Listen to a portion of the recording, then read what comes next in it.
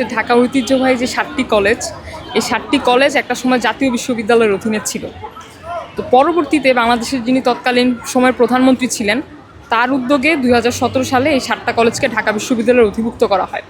তো ঢাকা বিশ্ববিদ্যালয়ে অধিভুক্ত করা হয়েছিল এই উদ্দেশ্যে যে আমাদের শিক্ষার মান উন্নয়ন ঘটবে। 7টা কলেজে আমরা যে সকল ছাত্রছাত্রীরা পড়াশোনা করতেছি, তারা ভবিষ্যতে একটা অগ্রগামী উচ্চশিক্ষার দ্বারা আমরা উচ্চশিক্ষিত হব। কিন্তু পরবর্তীতে আমরা দেখলাম যে ঢাকা বিশ্ববিদ্যালয় আসলে আমাদের যে কথা দিয়েছিল, সে কথা রাখতে তারা পারছিল না। এবং তারা, এটা খুব স্বাভাবিক যে ঢাকা বিশ্ববিদ্যালয়ের যে প্রশাসনিক যে কাঠামো, সেটা 40,000 শিক্ষার্থীর জন্য। 1.5 লক্ষ শিক্ষার্থীর নতুন করে দায়ভার ঢাকা বিশ্ববিদ্যালয় যখন নিল, তখন ঢাকা বিশ্ববিদ্যালয় আমাদের দায়িত্ব নিতে অনেকটা হিমশিম খায়।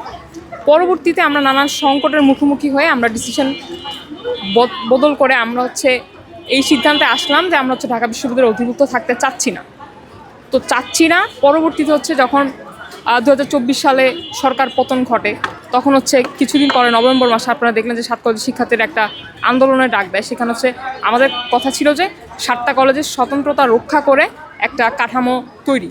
কিন্তু পরবর্তীতে দেখলাম, আমি বলবো যে এই আন্দোলনটা ছিনতাই হয়ে এতদূর যে এটা স্কুলিং মডেলে এখন করায়। কিছুদিন আগে 24-25 সেশনে ভর্তি পরীক্ষা নেওয়া হয়েছে প্রস্তাবিত ঢাকা কেন্দ্রীয় বিশ্ববিদ্যালয়। আমি জানি না একটা প্রস্তাবিত বিশ্ববিদ্যালয় কীভাবে ভর্তি কার্যক্রম নয়, যেখানে আমার বিশ্ববিদ্যালয়ে কোনো কাঠামো নাই, বিশ্ববিদ্যালয়ে কোনো শিক্ষক নাই।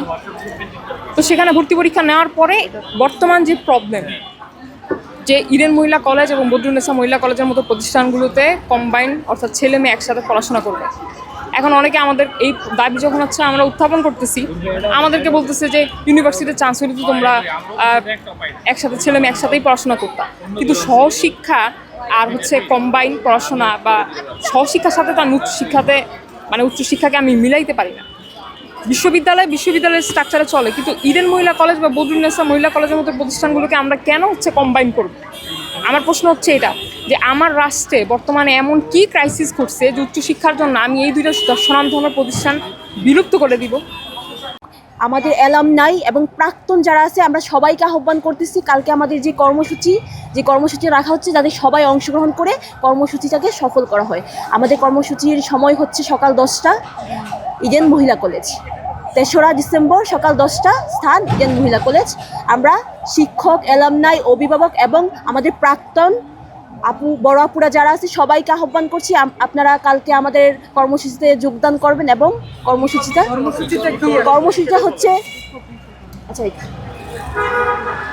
কি লেখা আছে, 24-25 সেশনে ক্লাস শুরু এবং ইডেনকে নারী শিক্ষার জন্য সংরক্ষিত রেখে অধ্যাদেশ জারি করা।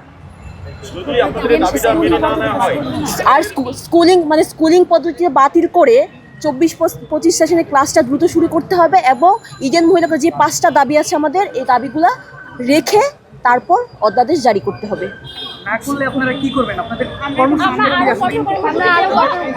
আচ্ছা, আমরা কালকে কর্মসূচি এটার জন্য রাখছি, তারপরে আমরা কি করব না মানলে সেটা আমরা আপনাদেরকে পরবর্তীতে জানানো হবে। কিন্তু কালকের কর্মসূচি কোনো স্কুলিংকে বাদ দিয়ে যাতে ইডেনকে সংরক্ষিত রেখে তারপর অধ্যাদেশ জারি করা হয়।